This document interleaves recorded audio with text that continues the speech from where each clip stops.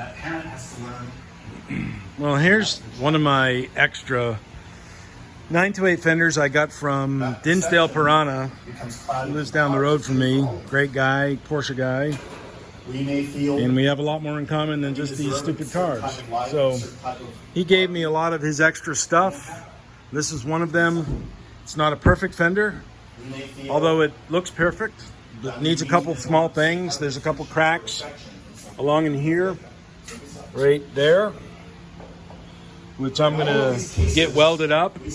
But it's completely media blasted.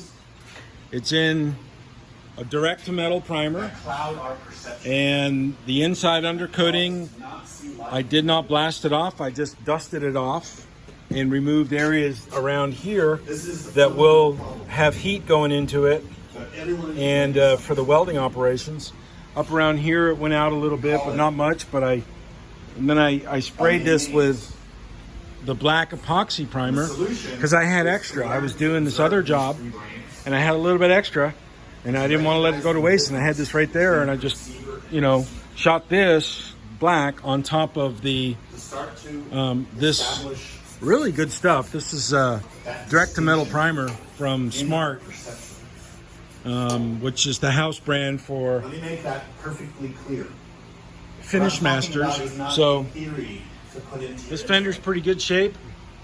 The other one that the mighty Dinsdale Piranha gave me is this Fender, and I think that one has a couple cracks in it also, but this one had some dents in it. So what I do here is I don't like to keep stuff that's dirty and crungy that I can reuse. I always blast it and get it ready for reuse. I've got two 928s, so anything extra I like to keep. And those two 928s I will put into service. You know, might as well. Can't make any money doing this kind of work for customers because they never want to pay. So F them.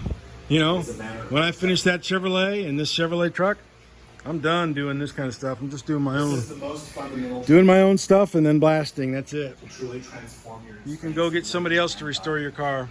I'm not doing it unless you have big money and you're going to pay me every week or every month according to the invoice. I'm not going to do it. Sorry.